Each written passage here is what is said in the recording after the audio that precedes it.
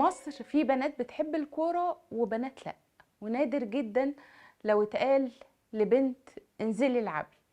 ضيفة حلقتنا كانت واحدة من القليلات اللي قررنا يعملوا ده في توقيت ما كانش ده عادي، وفي وقت فيه اللعبة نفسها كانت رافضة البنات سواء كمشجعات أو لاعبات.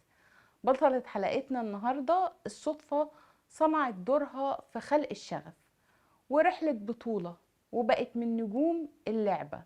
في الحلقة دي من كلاكيت نسوي بنتكلم عن الحقوق، مش بس في النتيجة والفوز، لكن عن الحق في اللعب، عن الكورة، وعن ست قررت تنزل الملعب رغما عن الرفض. أهلا وسهلا بلاعبة منتخب مصر لكرة القدم النسائية سابقا كابتن سارة الحاوي. أهلا يا كابتن. ازيك؟ عاملة ايه؟ الحمد لله. ازاي بدأتي تلعبي كرة قدم نسائية؟ انا اصلا لو حكيت لك انا ابتديت كرة القدم ازاي هتضحكي جدا. ازاي؟ انا طول عمري بلعب رياضة من وانا مم. صغير وبحب الرياضة جدا. مم. فانا كنت عايشة برا مصر وجيت على هنا على اولى ثانوي.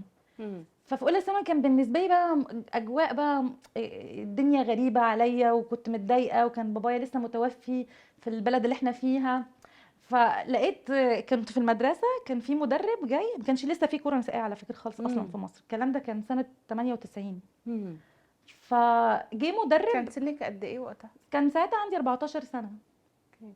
اولى ثانوي، اه. قرب 15 سنه كده يعني. فبعدين لقيت مدرب جاي بيلف على المدارس كلها عشان يجمع بنات عايز يعمل فريق كره قدم نسائيه. فانا قلت ليه لا انا عايزه ازوغ من الحصه. وهو المدرس ده جامد بصراحة. مش مدرس، ده كان مدرب. كان مدرب، مدرب اوكي. وكان بيلف في المنطقة كلها على المدارس البنات بيجمع بنات اه. عشان يشوف احسن ناس ايه ممكن ايه يعمل بيهم كرة قدم نسائية. وانا اصلا كنت داخلة يعني انا قلت انا هروح في الاختبارات، هنزل الاختبارات تحت عشان بس ازوغ من الحصة يعني. مش مم. عايزة احضر الحصص. فكنت عايزة انزل قلت لهم انا مع اختبارات الكورة تحت. دخلت وبعدين كنا 40 بنت. مم. 40 بنت من المدارس كلها انا من منطقة حلوان اصلا. اه. ال 40 بنت دول كلهم ما فضلش تقريبا غيري على مستوى المدارس. كان معايا بنات تانية من حلوان برضو، اه. ودلوقتي ما شاء الله مدربين معروفين جدا زي كابتن فايزة حيدر وكابتن سهام وشيرين وعفاف. دي شلتي يعني او الجروب مم. بتاعي. وبعدين فضلت انا بس من المدارس، من من فريق المدارس المدارس. كلها كل البنات يأست مش وتراجعت يأست، واخدوا هو خطوة هو لورا. كله كان داخل اللي هو ايه اللي هو عايزين يهزروا ويضحكوا، وانا الوحيده اللي هو ايه، ايه ده، طب ما الكوره حلوه ويعني ممكن العب كوره. ما كنتش بعرف على فكره العب كوره خالص اه. خالص، بس هو الكابتن شاف ان انا جسمي رياضي وبعرف اباصي الكوره. هو بس قال لي ايه، باصي كده بسيط عادي. بعد كده اتعلمت بقى كل حاجه بنفسي بقى، فاهمه يعني. ابتديت مم. كانت دي كانت البدايه في الاول خالص.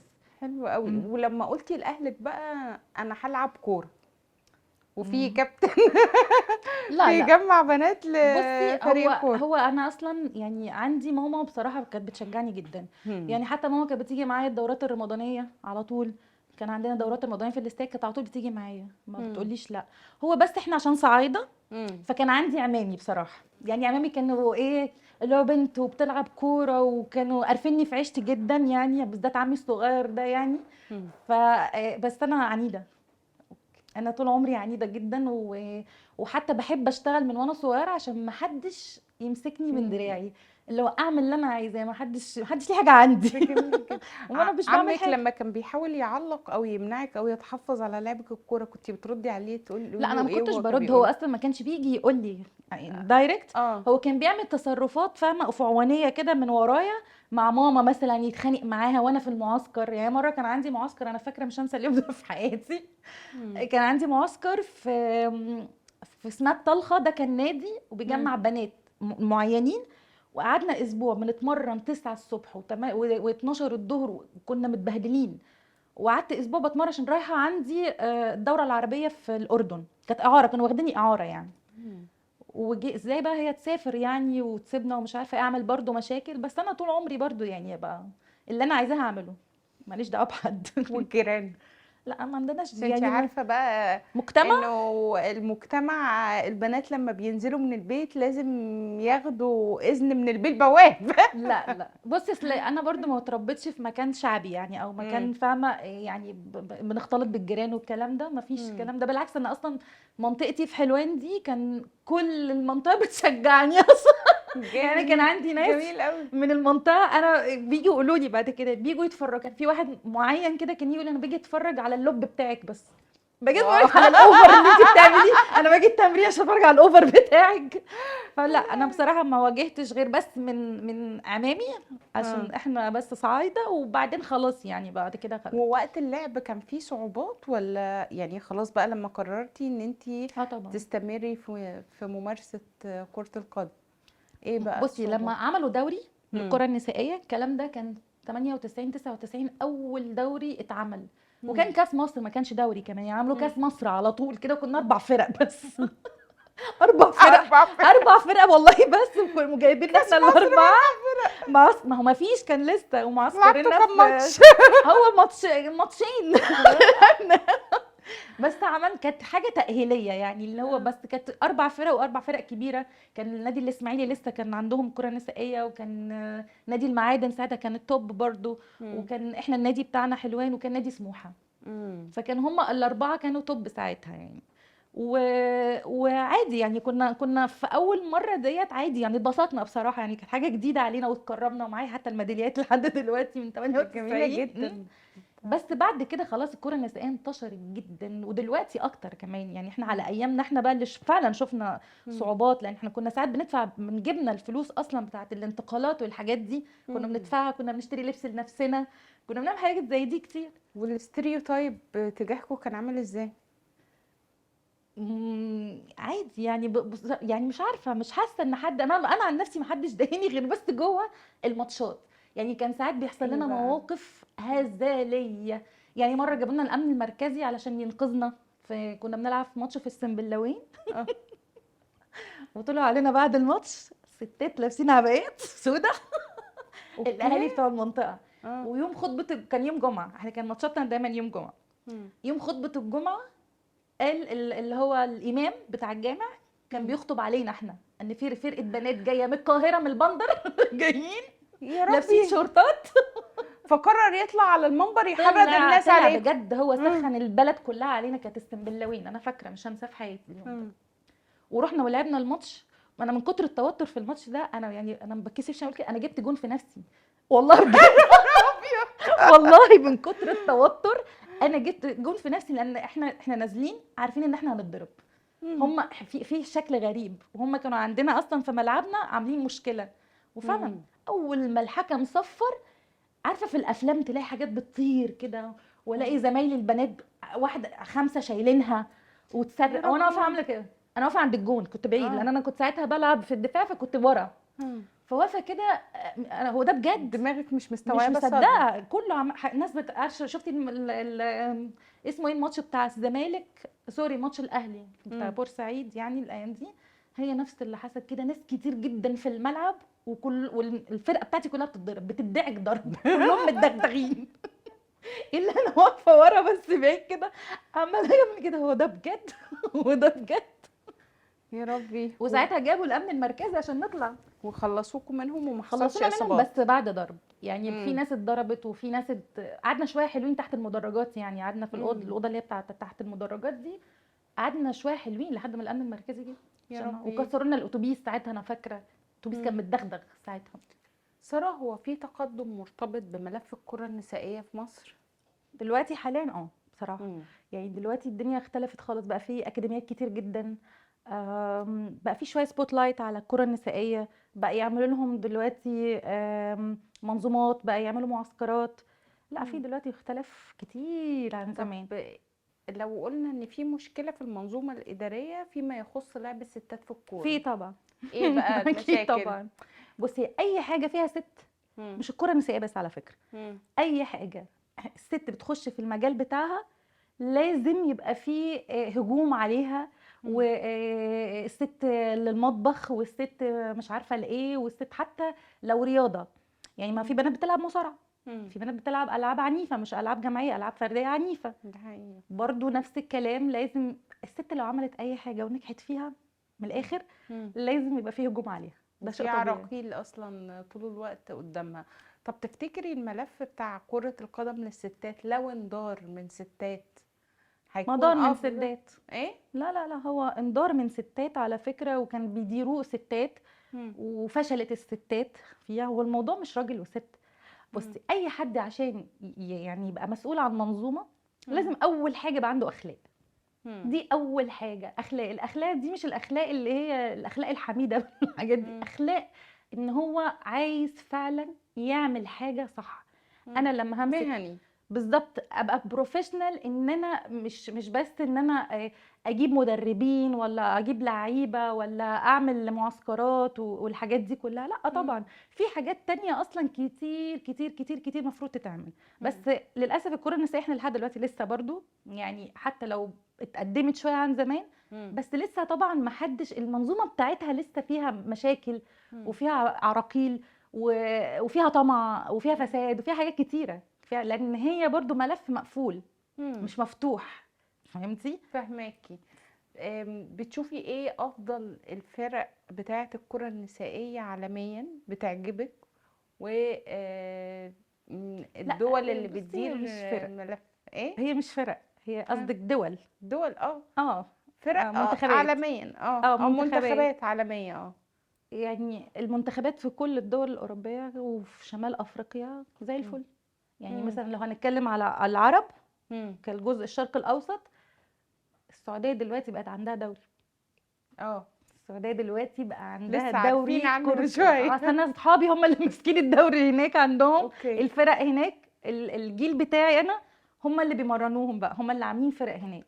طبعا. ومحققين تفوق. طبعا طبعا هايل كمان. مم. وبعدين هم السعوديه عشان دلوقتي دوله عايزه تتقدم وكده، مم. فظبطوا موضوع الكره النسائيه بالذات، لان هم عايزين يخلوا الست برضو تعمل كل حاجه. يعني هم دخلوا برضو السواقه جديد، مم. فدخلوا الرياضه كمان.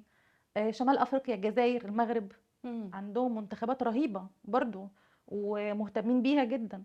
البلاد التانية بقى، الدول الخليجية أو مثلا إحنا يعني مش ما نعتبرش مصنفين برضو بقى. يعني عندنا منتخب قوي وكل حاجة بس مش مصنف زي بتوع أفريقيا التانيين، وكينيا، غينيا، غانا، الناس دي، كاميرون.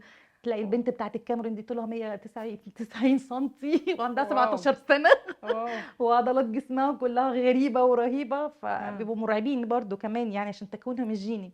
آه. فلكن كمصر لا، مصر لسه وبادئين اللعبة من زمان. لا، ملوش علاقه بادئين، ما احنا بادئين اللعب مم. من زمان. هو انت بادئه ازاي؟ هو البداية عالميا في كرة القدم النسائية كان سنة كام؟ هو جيلي 97 97 98 99 اول حاجه حوالين اتعملت. العالم كله لا ولا في مش اللي حوالين مصر؟ مصر، مصر. اه. لا بتكلم على مصر. وعالميا المنتخبات. لا في حاجه، في دول من قبل كده مم. كان في موجودين، بس هي الكره النسائيه ما انتشرتش قوي غير فعلا في اخر فتره دي. يعني في اخر مثلا 15 سنه بقى عليها سبوت. بره. انا بتكلم على بره مش هنا يعني. هنا في مصر ما بكملتش كسبوت لايت مم. يمكن 7 سنين 7 سنين. او بعد ما ناس معينه مشيت من المنظومه، يعني ابتدت ايه مم. الدنيا تفوق شويه، وبقى في تفتح، وبقى في اكاديميات، وبقى في انديه، بقى في حاجات كتير قوي. الستات كمان في مجال الكورة بيواجهوا ضغوطات كتيرة علشان يثبتوا نفسهم ويثبتوا نفسهم قصاد الحاجة اللي هم حبوها، واللي هي بتكسر الصورة النمطية والتقليدية حوالين ايه اللي ينفع للستات وايه اللي ما ينفعش للستات. لما كنتي بتواجهي الضغوط دي كان مين اللي بيقدم لك سبورت نفسي؟ وهل في رحلة الدعم اللي تقدمت لك انتي قررتي تقدمي الدعم ده للاعبات تانية؟ بصي، اول حاجه في قصه ان الستات لما بتواجه حاجه، هي زي ما قلت لك ان الست اي حاجه هتخش فيها لازم هتتهاجم. مم. بس الست بقى فيها ميزه عن الراجل. مم. الست لما بتبقى عايزه تعمل حاجه بتنجح فيها. يعني هاتي اي ست في اي مجال دخلت فيه، هي وراجل هتلاقي هي نجحت اكتر من الراجل.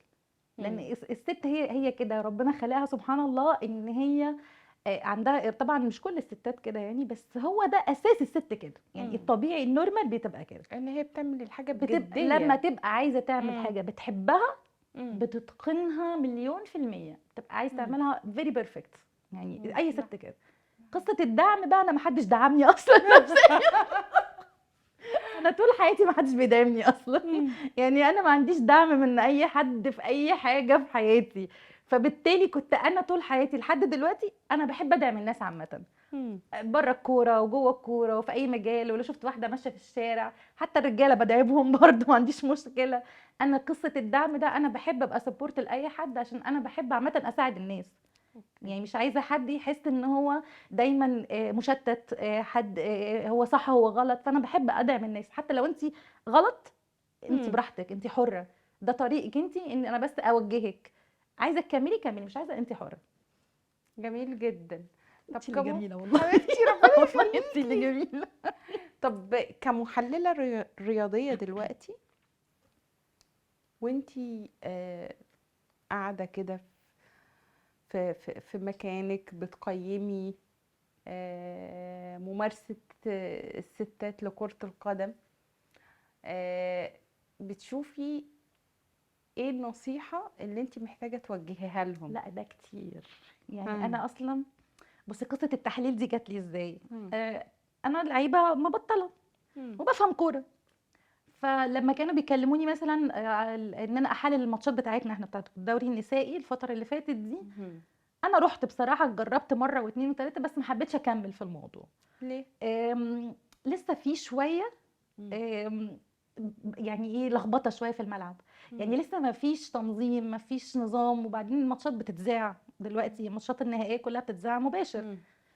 فبيبقى في شويه عدم تنظيم وعدم احترافيه شويه، فما حبيتش ان انا اخش في حاجه انا نفسي مش مقتنعه بيها بصراحه. مم. يعني هي لسه الكوره برضو عندنا في مصر لسه ما فيهاش احترافيه شويه، يعني لسه ما فيهاش كرة احتراف. قدم الستات اه الستات لسه ما فيهاش احترافيه، بسبب طبعا مش بسبب اللعيبه، اللعيب مم. ملوش علاقه، اللعيب بيمشي الإدارة ورا بشكل المدرب أكبر. وورا الاداره، مم. في مانجمنت كويس هتطلع لعيبه فيري بيرفكت، ما فيش مم. مانجمنت كويس مم. مش هتطلع لعيبه، هتطلع كل واحد ماشي بمزاجه. يعني بالمختصر هي مش واخدة اهتمام كبير برضو، والناس مش واخداها بالجدية لا مش الكافية. واخداها بالجديه، انا حاسه ان هم واخدينها اكتر سبوبه دلوقتي، يعني احنا اه. زمان كنا بنحب الكوره فعلا بجد، كنا بنحب الكوره، انا بقول لك كنا مم. بندفع من فلوسنا نجيب لبس ونروح الماتشات بتاعتنا بتاعت مم. الدوري كمان يعني، اه. يعني النادي ما كانش بيوفر لنا ده كمان، انت متخيله متخيلة يعني طبعا. احنا كنا بس عايزين اسم نادي، يعني احنا فرقه وعايزين اسم نادي بس علشان مم. نلعب في الدوري الممتاز، مم. فكنا بنعمل كده وندفع احنا من جيبنا علشان بس ايه ناخد اسم النادي يعني. فدلوقتي في كتير، بس هي عامه اصلا كره القدم عامه في مصر كلها دلوقتي سبوبه من الاخر لا وضايعة.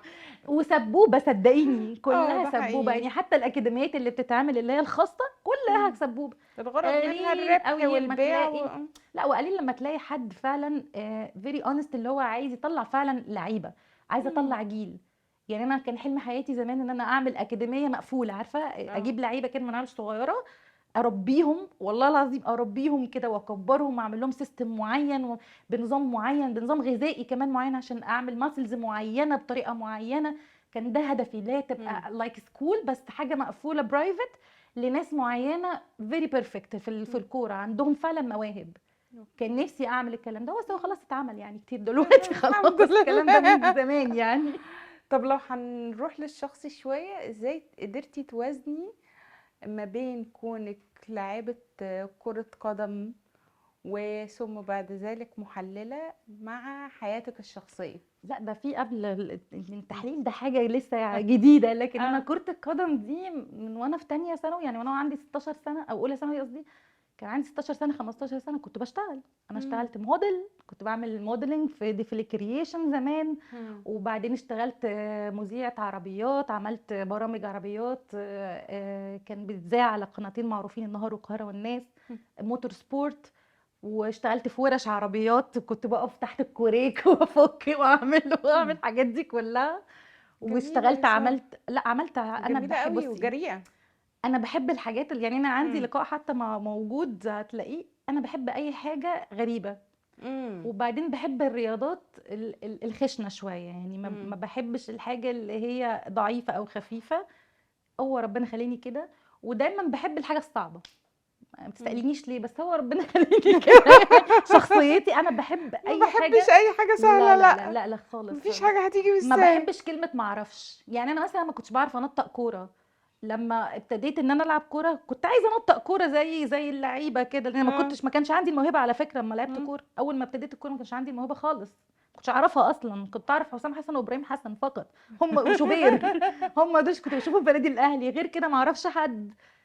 مسكت الكوره وحطيتها في شبكه، وبقيت واقفه عندنا في بيت العيله عندنا ماسكاها بحاول انطق بيها، امرن نفسي لحد ما مرنت نفسي. يعني ولا مم. مدرب ولا اي حد. فانا من النوع اللي عظيم. هو يعني حبيت الحاجه او عايزه اعملها هعملها. جميل وات ايفر جدا هي ايه جدا. هعملها. بعد تحقيق نجاحات في الحياة المهنية والشخصية، طبعا أنا شايفة طاقة بهجة وطاقة تحدي مم. ونجاح بصراحة، ومبهورة بيكي. ايه النصيحة اللي تحبي تديها للبنات، وتحديدا البنات اللي بيفكروا ان هم يعملوا حاجات معينة وخايفين من الرفض المجتمعي؟ بصي، الرفض المجتمعي ده انا ما بهتمش بيه. مم. لان احنا مش مخلوقين عشان نبهر بعض. انا مش مخلوقه عشان ابهرك، ولا انت مخلوقه عشان جميلة. تبهريني، مم. ولا الناس دي كلها مخلوقه عشان تبهر حد. انت ليكي رحله في الارض، تجربه ارضيه، وليكي دور. كلنا لينا دور. في ناس عارفه ادوارها وفي ناس مش عارفه ادوارها. لما يبقى عندك حاجه عايزه تعمليها اعمليها. مم. اعمليها وامشي فيها طالما هي في حدود المسموح بمجتمعك، او بالمكان اللي انت فيه، او المنطقه اللي انت فيها. في إثارة المجتمع طول الوقت أصلا حاطط الستات على كتفه وجاري، حتى المسموح ما بالنسبة له هو ده مرفوض. طيب، ما هو ده في كل اه. حته على فكره. اه. عايزه اقول لك على حاجه، الكلام ده مش عندنا في الشرق فالارتباط الاوسط بس. بفكرة المسموح ده هيأيد الستات أكتر. لا، المسموح ليها هي اه. اوكي. كمجتمع، هي مش مجتمعنا احنا. انا ماليش اه. دعوه بالمجتمع اللي حواليا. انا قلت اه. لك انا مش مخلوقه عشان ابهر حد، انا مش دعوه اه. بحد. لكن انا بتكلم مثلا زي الاهل مثلا، ما هي برضو مش هتعمل حاجه غصبا عن اهلها. ما هو ده مم. انا مش هحرض البنات على كده اكيد. انما اه. لو بتعمل حاجه حقيقي فعلا هي حباها، لا انا بحب دايما اقعد اقول للاهالي نموا المواهب اللي عنده اولادكم مهما كانت هي ايه. واحد مم. بيغني، بيرسم، أو لو رافضين ادعموا بناتكم.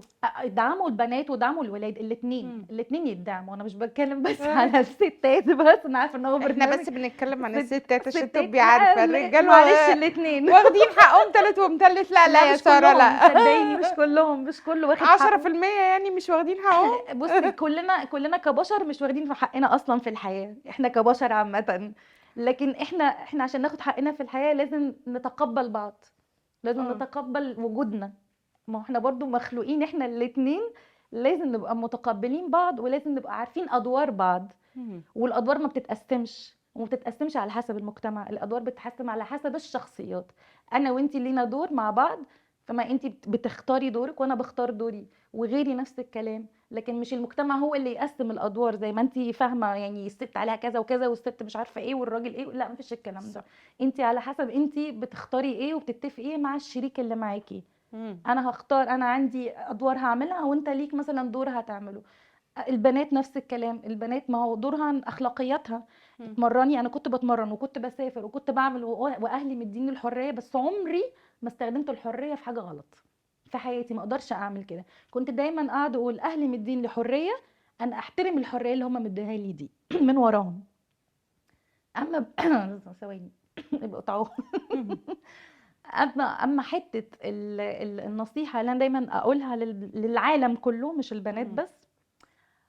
عالمك ينطلق من فكرك. مم. كيفما فكرتي هذا هو عالمك. افكارنا مم. هي اللي بتعمل الرياليتي بتاعنا. مم. انا افكر ازاي هصنع رياليتي باللي انا عايزاه. انما انا ما بفكر على طول بحاجات سلبيه سلبيه سلبيه، هو ده الرياليتي اللي انا بعمله لنفسي. انما لما افكر في الايجابي، هو ده الرياليتي اللي انا هعمله لنفسي. فانت كوني مؤمنه من جواكي. عندك موهبه نميها. عندك حاجه عارفه ان انت هتبقي شاطره فيها اعمليها. تمام. وما تبصيش لحد. وافصلي عن اي حاجه بتعمليها اخلاقك قبل اي شيء، عشان دي مهمه في المجتمع عامه، اذا كان راجل او ست على فكره، مش الست بس. مم. فاحنا اللي افكارنا هي اللي بتخلينا نعيش الحياه ونرسم الرياليتي بتاعنا. لان هو الكون بيمشي كده. ده حقيقي. شكرا يا ساره، نورتينا يا جدا، حبيبتي. وكانت حلقه اكتر من جميله. حبيبتي ميرسي ليكي. وانتي نموذج مبهر ومشرف لينا كلنا كستات بجد. حبيبتي تسلمي حبيبتي لي. تسلمي. ميرسي. ميرسي.